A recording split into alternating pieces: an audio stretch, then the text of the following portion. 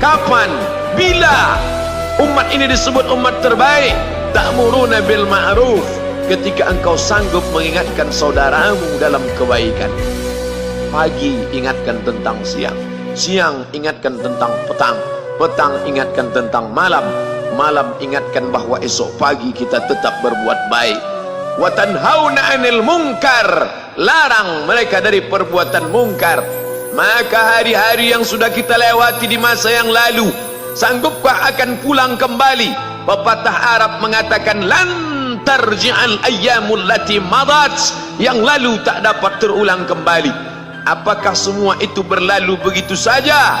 Tidak ada yang percuma, tidak ada yang gratis, tidak ada yang sia-sia.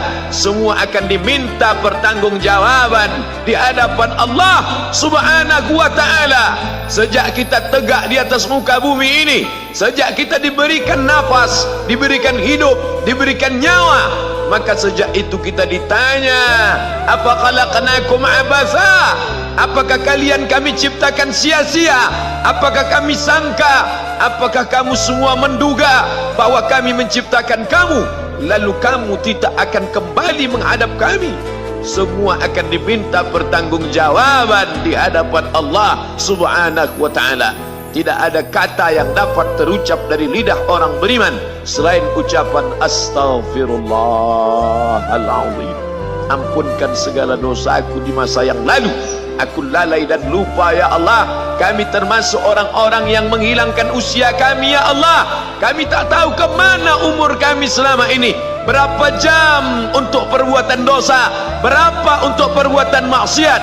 Padahal ketika tiba masanya, kami semua akan menghadapmu, dan pada saat itu semua akan dihitung menit demi detik. Detik semuanya tak ada yang dapat dari luput panggilan Allah Subhanahu wa ta'ala.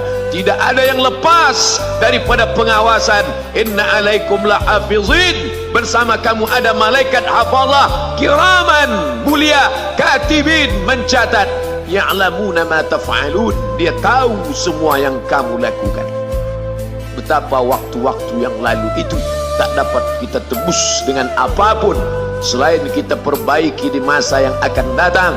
Tingkatkan kualitas salat berjamaah, tingkatkan membaca Al-Quran.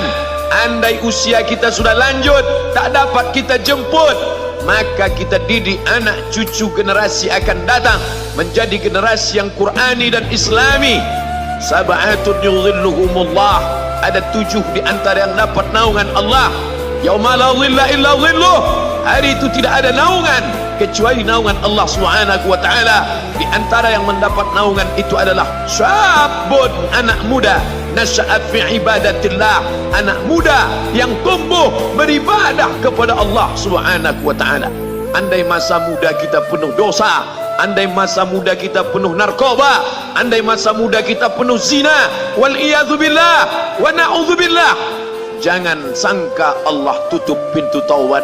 Innallaha la yaghfiru ayyushraka bihi, Allah tak terima taubat orang yang mempersekutukannya. Wa yaghfiru ma duna dzalika liman yasha, tapi taubat selain itu diterima, dibukakan Allah Ta'ala. Mari perbaiki anak menantu, cucu, kawan, sahabat, andai talat, ajak ke jalan Allah Subhanahu wa ta'ala. Itulah salah satu memperbaiki yang masa lalu, kita perbaiki di masa yang akan datang. Di antara tujuan Allah mengapa dia buat kita masih hidup di akhir tahun ini, liya'lamallahu allazina amanu, Allah menguji siapa yang masih tetap dalam istiqamah iman dan Islam.